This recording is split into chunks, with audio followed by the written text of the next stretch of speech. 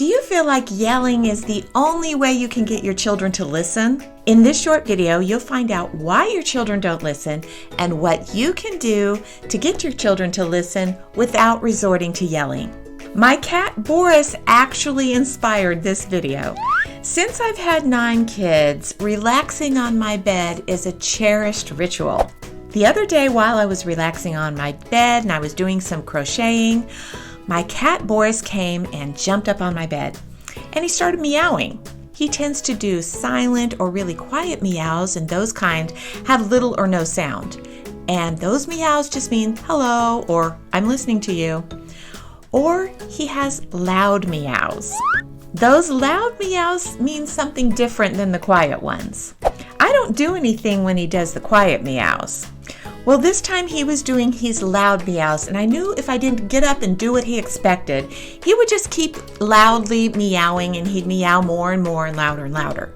So I got up, and he immediately jumped off the bed ahead of me and looked back, waiting for me to follow him down the hall. This time he wanted some more food in his bowl. This got me thinking, has Boris trained me to listen to him when he meows loudly? Clearly he has.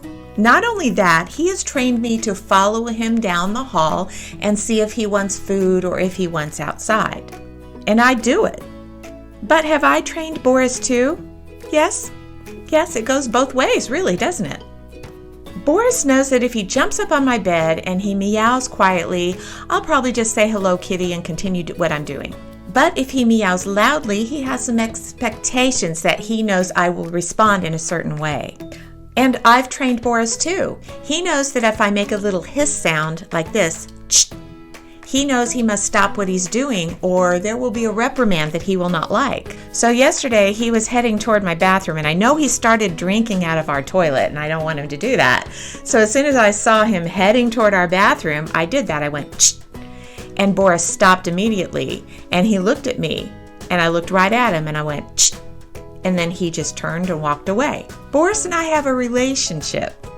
We both know what's expected, and we both respond accordingly. This is the same thing with you and your kids. You have a relationship with your kids, and you have expectations that have formed because of the way that your relationship has worked in the past.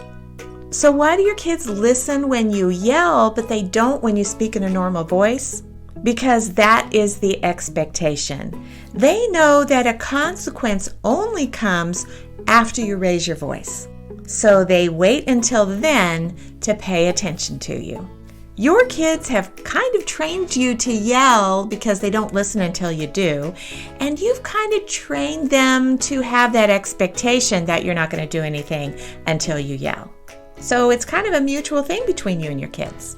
So in order to change the problem, what you need to do is change the expectation. So that will change the habit. So here are the quick steps to doing that. Number 1, have a sit-down conversation. Since this habit of them not listening has formed, you need to have a sit-down conversation at a time of no conflict to let them know things are going to be different.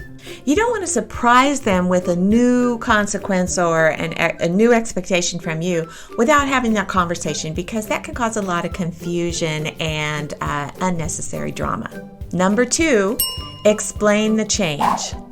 Let them know that you want to stop yelling because it isn't a respectful way to address them, and that needs to change. But they also need to change their response to you when you're trying to speak to them, so you don't have that temptation of resorting to yelling. So they will have a choice from now on. They can either listen when you speak the first time in a normal voice, or they will have a consequence. Number 3, explain the consequences. The first time you speak, if they do not listen, they will have to stop what they are doing and walk over to where you are, physically walk over there, and look at you eye to eye and face to face. Now this might sound silly, but it isn't. Is it really a consequence? Yes, it is. If this is consistent, They will not want to get up from what they're doing, walk over to where you are, stand in front of you, and look at you face to face, and then you tell them exactly the same thing they could have listened to when they were over there doing whatever it is they were doing. They will not want to do that. So for instance, let's say they're watching TV and you need to get their attention. You might have to say their name and make sure they respond. And then they're either listening to you or they're not. And if they're ignoring you, what you do is you walk over, you turn the TV off, and then you say you weren't listening when I was trying to speak to you, so you're going to have to come to where I was. And then you walk back to where you were. You don't do this in front of the TV. You don't stand in front of the TV so they don't have to move and then they listen to what you say. No. The consequence is they have to get up from where they were and go over to where you were, stand in front of you, eye to eye, face to face, and then you say the same thing that you said when they weren't listening to you. Now, who wants to do that all the time? They will not want to do that. And if you're consistent, they'll realize that if they don't listen to you, they're going to have to do that. But then you might think, but I don't want to do that all the time. Believe me, this is training. If you are consistent, your training will mean that you won't have to do that all the time because they'll start to listen to you the first time. And you will also have a plan for not yelling. Instead, you will take action. And action is what's going to change those expectations.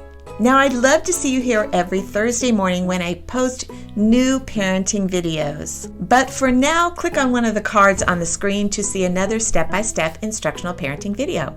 Parents, remember, if you're struggling, something needs to change, and you can do this. Thanks for watching and listening. I will see you next time.